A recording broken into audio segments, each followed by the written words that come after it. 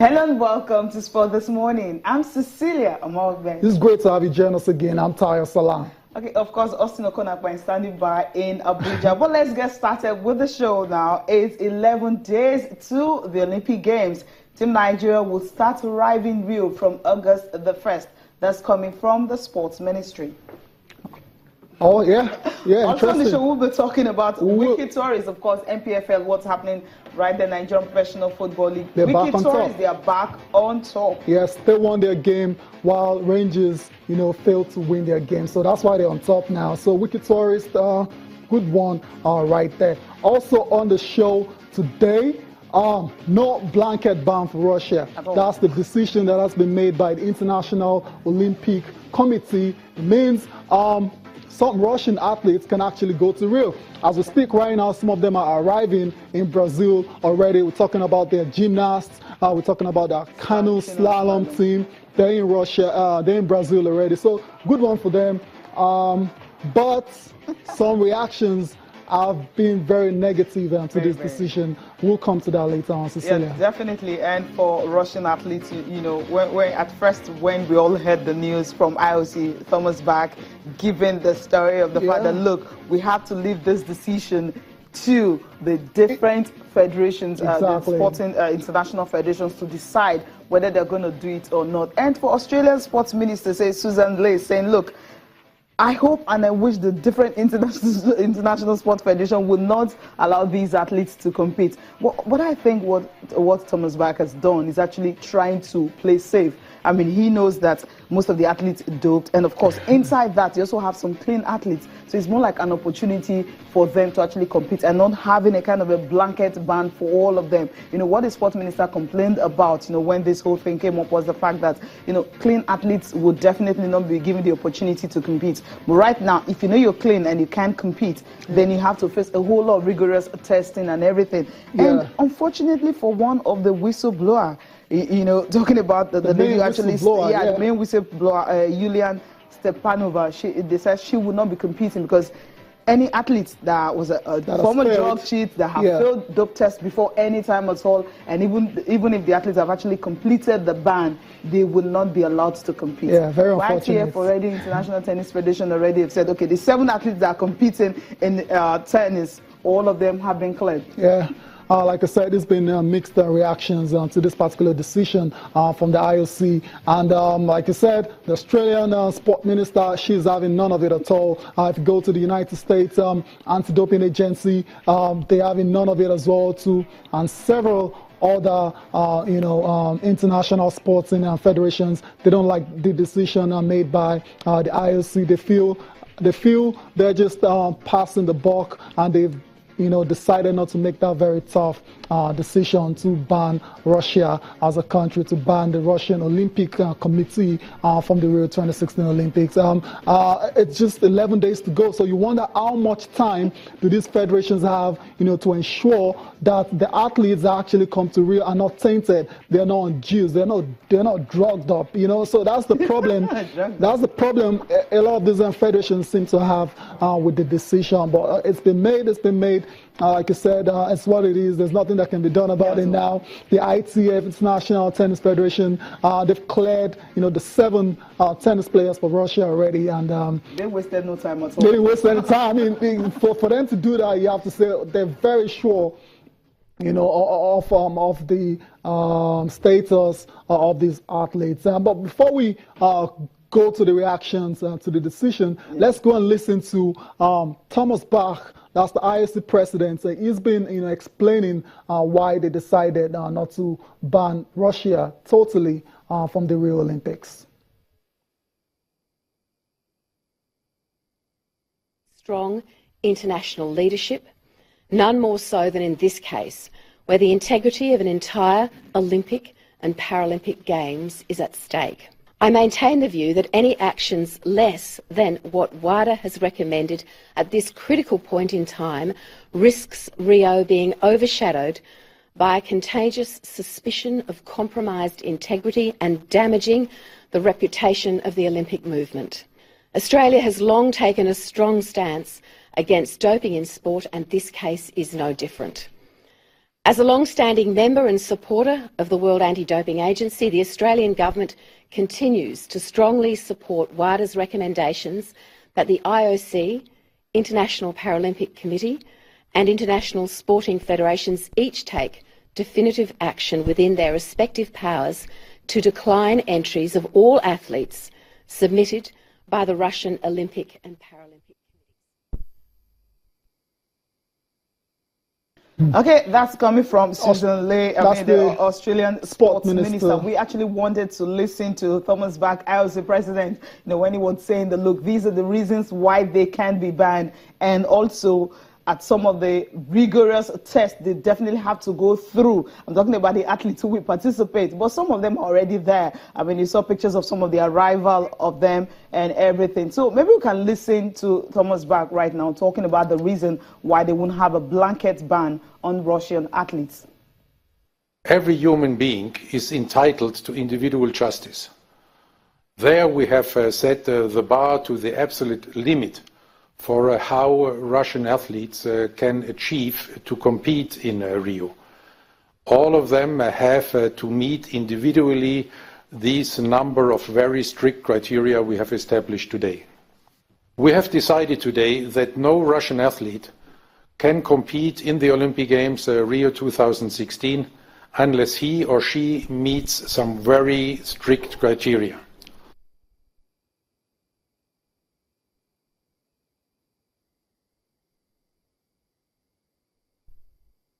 Austin will definitely join us much later from Abuja. Of course, he will be having the FA president from Zimbabwe, because right now in Abuja, we know a whole lot of stuff is happening. FIFA president is around. But much later, we'll come to that. Now, you heard IOC President Thomas Bach, talking about some of the criteria they need to meet and the reason why they wouldn't want to have a kind of a blanket total ban on Russia, on Russian athletes. And also, you listen to the sports minister, Susan Ley.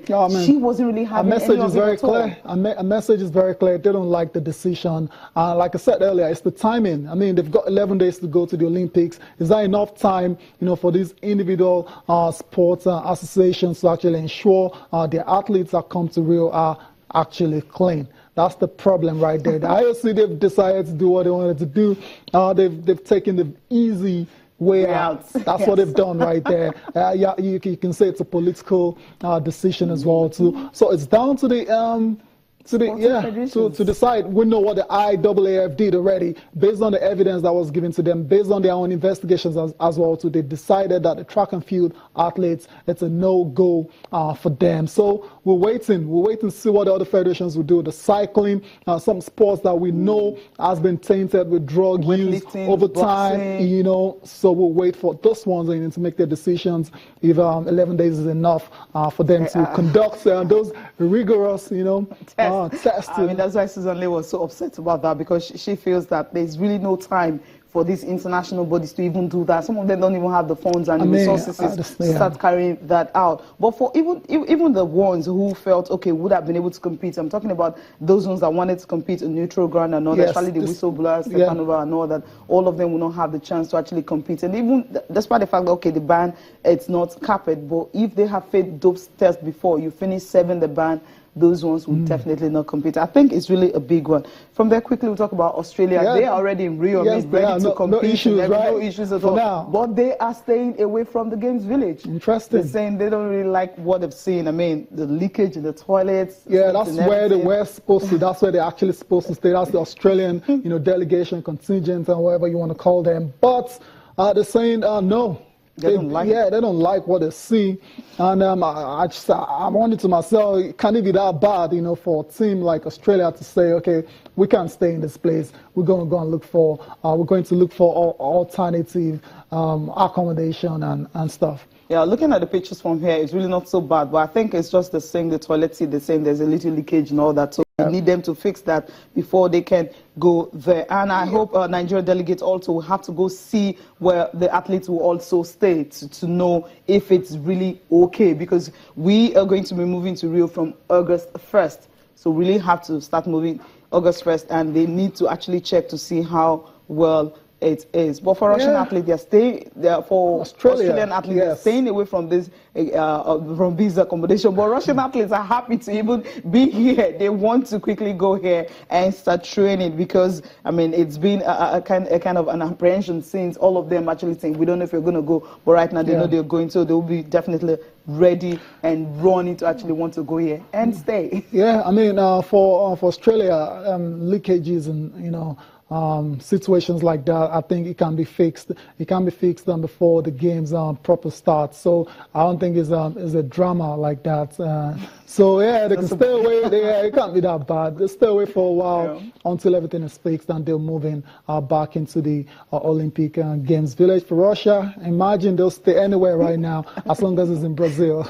That's as long as they can compete. I love the fact that they're just waiting. Okay, let's see if this decision is going to favor us, and quickly they just had to move to Rio. I love that. But in generally, I mean, the Olympics game, the Games village itself, it looks ready beautiful, to me. Yeah, I mean, it looks really good. I've seen, seen all different departments. I was in the cafeteria. I was in the polyclinic where, in case there's a problem with any of the athletes, that is the health, they can easily go there and get treatments. We've seen the physiotherapy areas also. It looks really ready for me. So, like I said, the leakages, it's just minor issues that I believe will be resolved before the competition starts. So they shouldn't be taken too seriously. But I think Nigerian delegates also need to go there and see where Nigerian athletes will be staying. Okay, now talking about Nigerian athletes, I mean, over the weekend, what was on Twitter, or Instagram, or Facebook, I mean, it was heartbreaking, having our athletes actually say, look,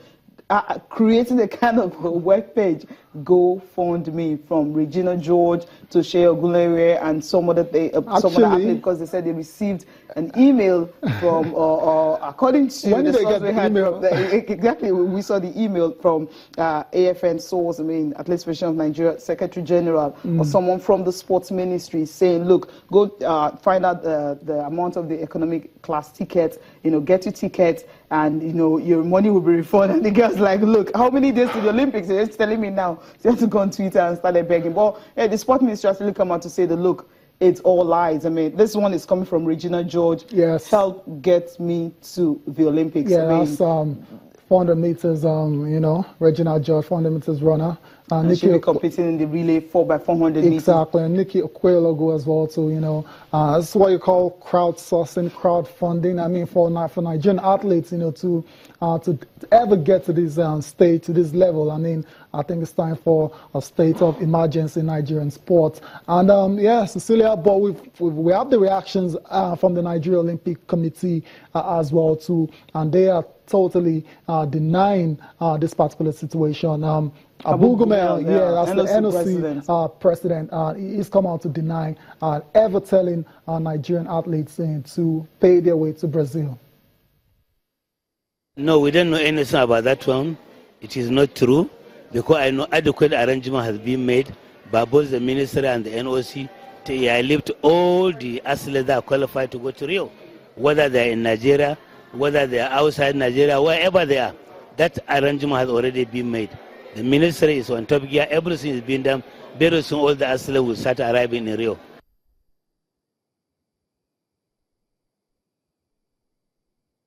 Okay, now you heard from me. It's not coming from there. Where did it come from? The Minister of Sports has said they will have to investigate and find out who actually sent the mail. We'll go on a short break now. We'll come back. We'll talk more about that.